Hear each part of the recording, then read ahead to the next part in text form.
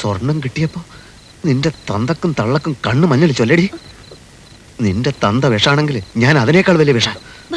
ഞാൻ ഒന്നും പറയണ്ട. എനിക്കിപ്പോ നിന്നെ വേണമെങ്കിൽ കൊല്ലാം, നശിപ്പിക്കാം. പക്ഷെ ഞാൻ നിന്നെ ഇഷ്ടപ്പെട്ടു പോയി.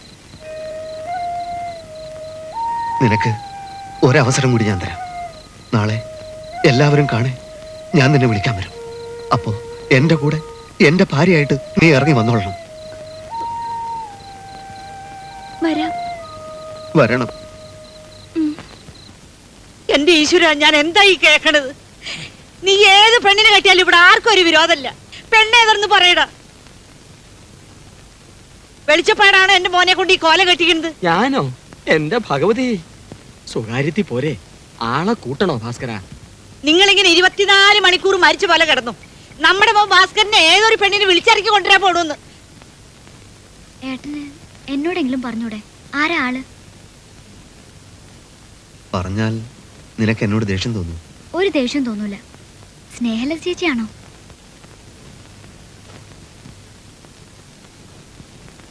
ആന്തരിയായിട്ട് ആകെ ഉള്ളത് തൊന്ന. അവനെ ഈ കടുങ്കൈ ചെയ്യാൻ പോണത്. എല്ലാവരും കൂടി എന്നെ അങ്ങോട്ട് കൊന്നോ, അതാ ഇതിന് നല്ലത്.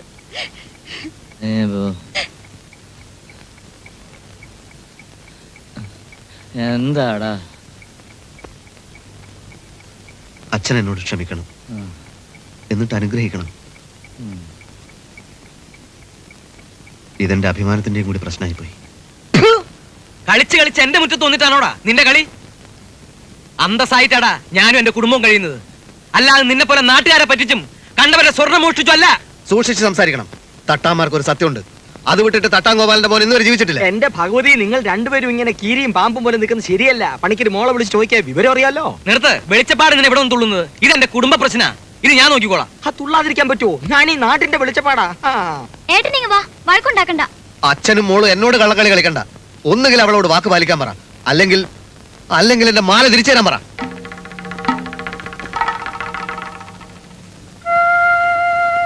മാലയോ? ഏത് മാല? ഞാൻ കൊടുത്ത 10 പവന്റെ മാല. അവൾ ആവശ്യപ്പെട്ട് അവൾക്ക് വേണ്ടി എന്റെ സമ്പാദ്യം മുഴുവനും എടുത്ത് ഞാൻ ഉണ്ടാക്കി കൊടുത്ത മാല. അയ്യോ,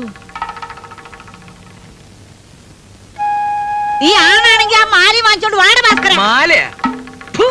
അവൻ എന്റെ മോൾക്ക് ഒലക്കാ കൊടുത്ത്. അവളെ ഈ വയറ്റിലാ ജനിച്ചത്. നിന്റെ വയറ്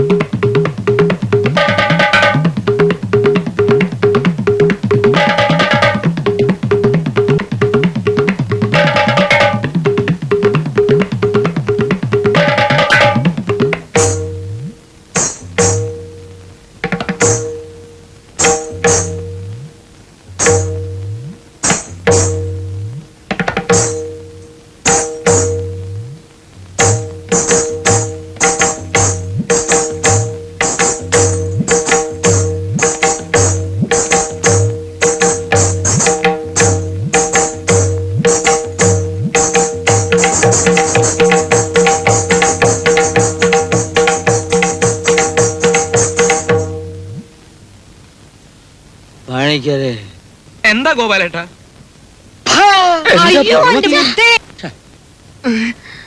എന്താ പണിക്കരെ ഈ ബഹളമൊക്കെ? നാട്ടുകാർ മുഴുവൻ കണ്ടുകൊണ്ട് നിൽക്കുകയല്ലേ. എന്റെ സ്ഥാനത്ത് നിങ്ങളായിരുന്നെങ്കിൽ ഇവിടെ കൊലപാതകം നടക്കും. അവര് തമ്മിൽ മുഹബത്തിലാണെങ്കിൽ സംഗതി വിളിച്ച് ചോദിക്ക്, അപ്പൊ അറിയാല്ലേ. അതെ, അവളെ വിളിക്ക്. എന്നിട്ട് എന്നെ മുഖത്ത് നോക്കി അവള് പറയട്ടെ ഞാൻ അവൾക്ക് മാല കൊടുത്തിട്ടില്ല. ഞങ്ങൾക്ക് ഇവിടെ ആരെയും ബോധ്യപ്പെടുത്തേണ്ട കാര്യമൊന്നും ഇല്ല എന്ന് പറഞ്ഞാൽ എങ്ങനെയാണ്? ഒന്ന് വിളിக்க പഠിക്കരുത്, വെറുതെ മനുഷ്യനെ ബുദ്ധിമുട്ടിക്കല്ലേ. ഇങ്ങളെന്താണ് ഓളെ വിളിക്കേ? വയസ്സ് കഴിഞ്ഞ ഒരു പെണ്ണിന്റെ തീരുമാനത്തിന് ഇവിടെ വിലയുണ്ട്. ഓളെ വിളിക്കാണ്ട് ഈ കേസ് തീരൂല. ആരും ബഹളം വയ്ക്കണ്ട.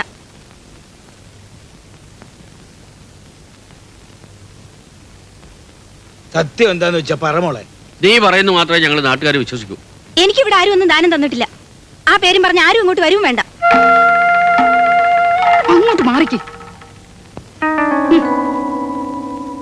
തൃപ്തിയായില്ല എല്ലാവർക്കും? ഞങ്ങളും മനുഷ്യരാ, ഞങ്ങളും പിഴച്ചോട്ടെ. എന്റെ നെഞ്ചത്താണ് നീ കുത്തിയത്. 10 പവൻ എനിക്ക് പുല്ലാടി. സ്വർണം കണ്ടപ്പോ കണ്ണു മഞ്ഞളിച്ച് നിന്റെ മോളെ എനിക്ക് വേണ്ട. എല്ലാം കണ്ടോണ്ട് മേലെ ഒരാളുണ്ടെന്ന് ഓർത്തോ, അനുഭവിക്കും.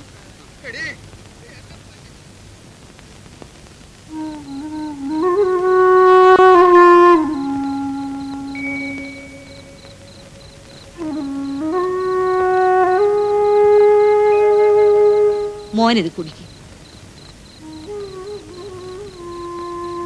പോയതൊക്കെ പോട്ടെ, നീ അതൊക്കെ മനസ്സിൽ നികള മോനെ. ആ കള്ളക്കൂട്ടങ്ങളെ കയ്യിൽപ്പെടാതെ എന്റെ മോൻ രക്ഷപ്പെട്ടു എന്ന് കരുതിയാ മതി. അവർക്ക് അതിനുള്ള ശിക്ഷ ദൈവം കൊടുത്തോളൂ.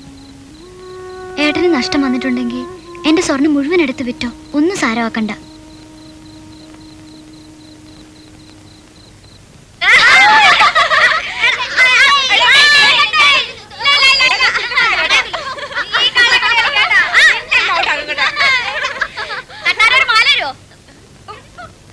അത് നമുക്കൊന്നും തരില്ലടാ, പെണ്ണുങ്ങൾക്കല്ലേ കൊടുക്കുള്ളൂ.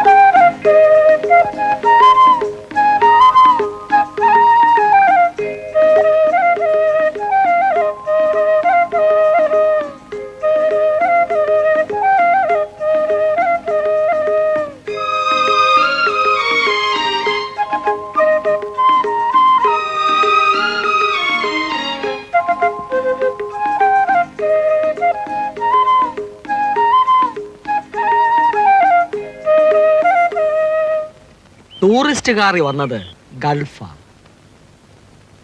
ചെറുക്കന് പെണ്ണിനെ ഇഷ്ടപ്പെട്ടാൽ ഈ മാസം തന്നെ കല്യാണം നടത്തുമെന്നാ കേട്ടത്. കൂട്ടടോ മറന്നുകളാ, പോയ 10 പകരം തനിക്ക് 15 പവൻ ഇനിയും ഉണ്ടാക്കിക്കൂടെ? അതല്ല വെളിച്ചപ്പാടെ, നിങ്ങൾ നോക്കിക്കോ. എത്തി അങ്ങ് എത്തുമ്പോ അവസാനം തട്ടാനൊരു തട്ട് തട്ടും. ഇനി തട്ടാനും മുട്ടാനും ഒന്നും നിൽക്കണ്ട ഭാസ്കര, അബദ്ധമാവും. നിന്റെ വഴി അല്പം വളഞ്ഞുപോയി. നീ കാണിച്ച് വിവരക്കേട് കാണിച്ചാൽ ഏത് വെണ്ണം പറ്റിക്കും. മൂപ്പരെ ഇങ്ങോട്ടൊന്ന് വിളിക്കുക. അവരെന്തെങ്കിലും കാര്യമായിട്ട് സംസാരിക്കട്ടെ. ഇപ്പോഴത്തെ കാലമല്ലേ. വിളിക്കാം. ഇതൊക്കെ ഓരോ യോഗാണെന്ന് കരുതിയാ മതി. വരുന്നു കേട്ടോ. നീ അവിടെ നിൽക്ക്, ഞങ്ങളൊരു കാര്യം പറയട്ടെ. വിളിച്ചു. കല്യാണം കഴിഞ്ഞ പവിത്രൻ അവളെ ദുബായിക്ക് കൊണ്ടുപോവില്ലേ? ദുബായ് അല്ല, ഖത്തർ. അവിടെ സ്വന്തം വീട് കെട്ടിക്കൊടുത്തിരിക്കല്ലേ അറബി. എനിക്ക് ആകെ ഒരു മോളാ. അവള് പൂന്നറിയുമ്പോ ഇത്തിരി വിഷമുണ്ട്. എന്നാലും പോയിക്കോട്ടെ. ഈ നാടും ഇവിടുത്തെ ചില നാട്ടുകാരും അത്ര ശരിയല്ല. അതല്ലേ പറയണ്ടു. ഉള്ള പണം കൊണ്ട് ഞാൻ അവൾക്കൊരു മാല ഉണ്ടാക്കി കൊടുത്തു. അതിന് വരെ ഇവിടെ കണ്ണുകടിയാ. അല്ല, ഈ പവിത്രന് അച്ഛനും അമ്മയൊന്നും ഇല്ലേ? അവന്റെ 17ാമത്തെ വയസ്സിൽ ഒരു തോണി മറിഞ്ഞ് അവരൊക്കെ മരിക്കുകയുണ്ടായത്. അതേതായാലും നന്നായി.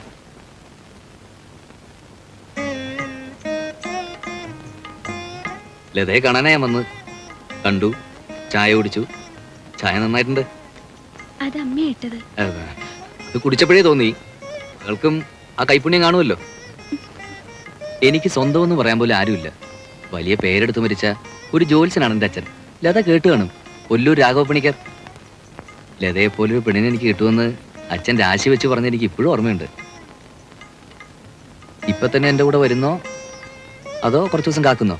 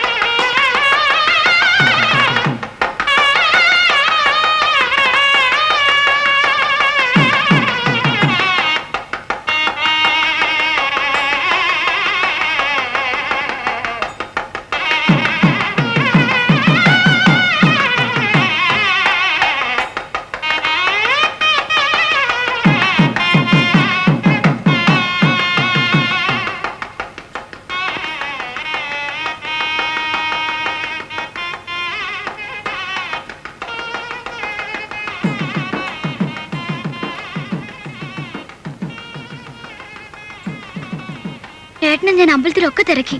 എന്തിനാ ഇവിടെ ഒറ്റയ്ക്ക് വന്ന് നിൽക്കണേ?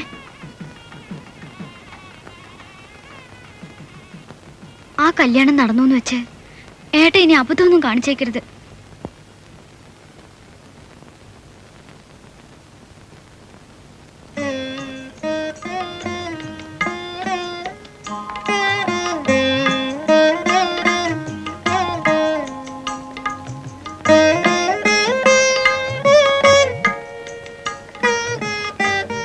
എനിക്ക് ഈ മൂക്കുത്തിയോട് വല്ലാത്ത സ്നേഹം തോന്നുന്നു.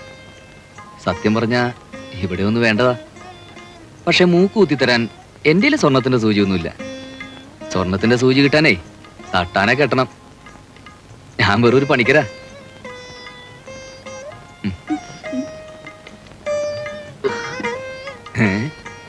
ഇതെന്താ ഈ വാളും പരിചയ കഴുത്തെ തൂക്കിയിരിക്കുന്നത്? എന്റെ നെഞ്ചു പോയി. നിന്റെ കഴുത്ത് വേദനയാവുന്നില്ലേ? നിന്റെ വെയിറ്റ് കണ്ടില്ലേ? ഇത് എത്ര പോനാ? 10. 10? അച്ഛൻ തന്നതാ. അച്ഛന് മോളോട് വലിയ സ്നേഹമാണല്ലോ. പിന്നെ കല്യാണം കഴിഞ്ഞെന്ന് വെച്ച് ആ സ്നേഹത്തിന് കുറവൊന്നും വരുത്തണ്ട. വേണ്ടതൊക്കെ അച്ഛനോട് ഇനിയും ചോദിച്ചു വാങ്ങിച്ചോളൂ. തൽക്കാലം ഇതൊക്കെ ഒന്ന് അഴിച്ചു വെക്കേ. എനിക്ക് ഈ സാധനം ദേഹത്ത് തൊടുന്ന ഇഷ്ടമല്ല. സ്വർണ്ണ ഇഷ്ടമല്ല? അത് ചീത്തയാ.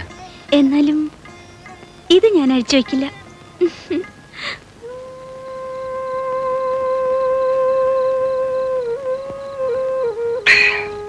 അവള് ചെയ്തത് എന്തായാലും തെറ്റാ. അതും ഭാസ്കരനോട്. ഒന്നാലോചിച്ചാ എനിക്കൊരു എത്തും പിടിയും കിട്ടുന്നില്ല. 10 പവൻ ഒരുക്കി പണിത് കൊടുക്കാൻ ഭാസ്കരന് അവളെ മാത്രമേ കിട്ടിയുള്ളൂ. വേറെ എത്ര പെണ്ണുങ്ങളുണ്ട് ഈ നാട്ടില്? 10 മാറ്റുള്ള പെണ്ണ അവള്. അതുകൊണ്ടാ ഭാസ്കരൻ അവളെ സ്നേഹിച്ചതും സ്വർണം കൊണ്ട് മൂടിയതും അല്ല. എന്നിട്ട് ആ ഒറ്റ കാരണം കൊണ്ട് അവൾ എന്നെ കൊണ്ട് ഇന്ന് ചാരായം കുടിപ്പിച്ചു.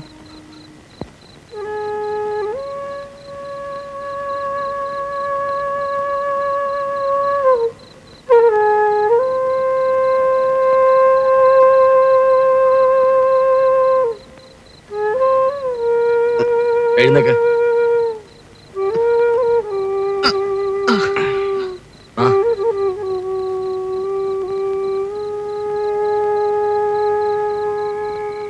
എന്നെ പിടിക്കണ്ട വെളിച്ചപ്പാടെ, ഞാൻ വീഴൂല. എന്റെ മനസ്സിന്റെ സങ്കടം സഹിക്കാൻ പറ്റാത്തോണ്ടാ ഞാനിന്ന് കുടിച്ചത്. എന്റെ ഭഗവതി, ഒരു പെണ്ണ് ചതിച്ചു എന്ന് വെച്ച് ചാരായം കുടിക്കേണ്ട ഗതികേട് വരുന്ന കഷ്ടമല്ലേ ഭാസ്കര? നീ തോറ്റു കൊടുക്കാൻ പാടുണ്ടോ?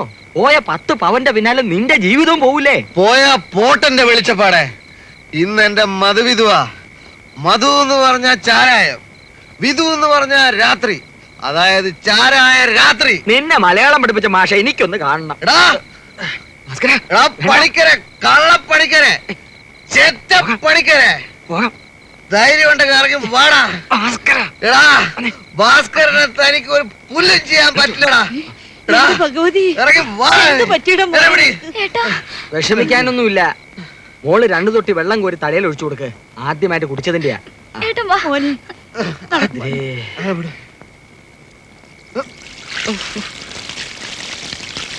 എന്തിനാ എന്നെ മഴയെ തിരുത്തിയിരിക്കുന്നത്?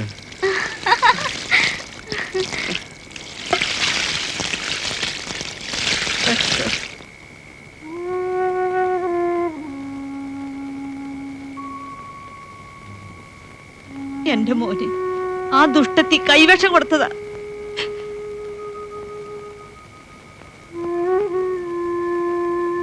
ഏട്ടൻ കിടന്നു.